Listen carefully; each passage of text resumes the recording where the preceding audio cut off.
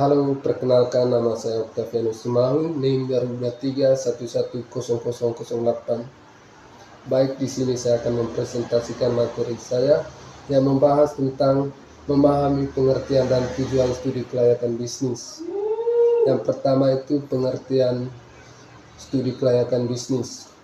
Studi kelayakan bisnis adalah proses sistematis untuk mengevaluasi apakah suatu usaha atau proyek layak untuk dijalankan berdasarkan berbagai aspek seperti ekonomi, pasar, teknis, hukum, keuangan, dan lingkungan. Yang kedua itu tujuan dari studi kelayakan bisnis. Yang pertama mempermudahkan perencanaan bisnis, yang kedua mengurangi risiko kegagalan, yang ketiga menarik investor dan kreditur, yang keempat membantu pengambilan keputusan, yang kelima menjamin kepatuhan regulasi, dan yang keenam itu menganalisis efisiensi operasional. Baik, yang pertama kita akan membahas tentang menilai potensi keberhasilan usaha. Potensi keberhasilan usaha itu ada 5. Yang pertama itu ada analisis pasar. Analisis pasar meliputi penelitian pasar, analisis persaingan.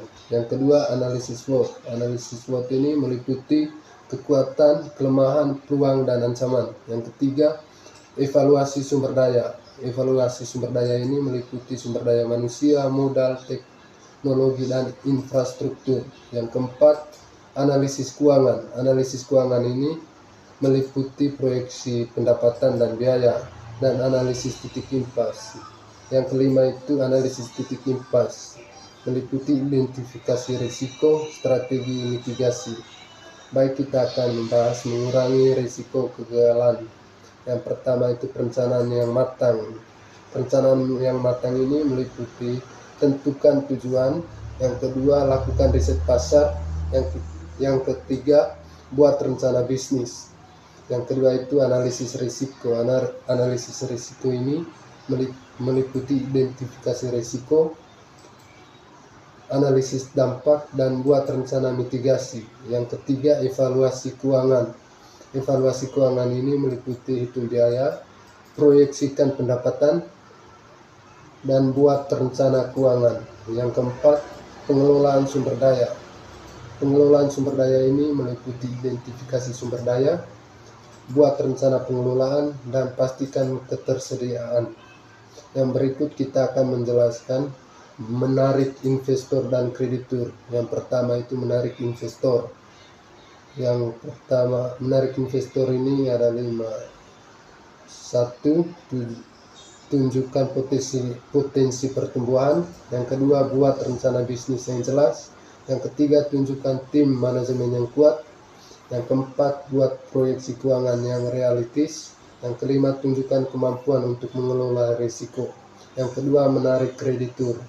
Menarik kreditur ini buat rencana pembayaran yang jelas. Yang ketiga tunjukkan kemampuan untuk membayar. Yang ketiga buat proyeksi arus kas dan realistis. Yang keempat tunjukkan jaminan yang kuat. Dan yang kelima ini membuat komunikasi yang baik. Terus kita akan membahas juga tentang membantu pengambilan keputusan. Yang pertama itu mengidentifikasi peluang dan risiko. Yang kedua menganalisis kelayakan finansial. Yang ketiga mengembangkan rencana bisnis. Yang keempat mengidentifikasi sumber daya yang diperlukan. Dan yang kelima itu pengembangan strategi mitigasi risiko. Yang berikut menjamin kepatuhan regulasi. Yang pertama itu ada identifikasi regulasi yang berlaku, meliputi regulasi pemerintah, regulasi industri, regulasi lingkungan. Yang kedua analisis dampak regulasi. Yang pertama itu analisis dampak finansial, analisis dampak operasional, analisis dampak lingkungan. Yang ketiga pengembangan rencana kepatuhan. Yang pertama rencana kepatuhan regulasi, yang kedua prosedur kepatuhan, yang ketiga pelatihan kepatuhan. Yang keempat dokumentasi dan pelaporan, meliputi dokumentasi kepatuhan, pelaporan kepatuhan. Oke, baik, kita akan menjelaskan yang berikut itu menganalisis efisiensi operasional. Yang pertama itu identifikasi proses operasional, meliputi identifikasi proses operasional yang terkait dengan bisnis. Yang kedua analisis proses operasional untuk menentukan efisiensi.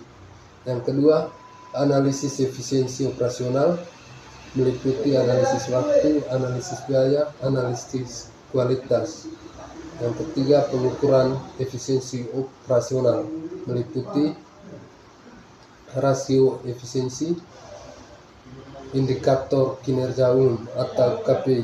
Yang keempat, identifikasi peluang perbaikan meliputi identifikasi peluang perbaikan dalam proses operasional. Yang kedua, analisis biaya dan manfaat dari perbaikan. Yang kelima, implementasi perbaikan meliputi implementasi perbaikan dalam proses operasional dan pemantauan dan evaluasi hasil perbaikan. Mungkin itu saja presentasi dari saya. Kalau ada kekurangan dari presentasi ini, silakan teman-teman untuk mengkritik atau memberikan pertanyaan kepada materi saya. Terima kasih.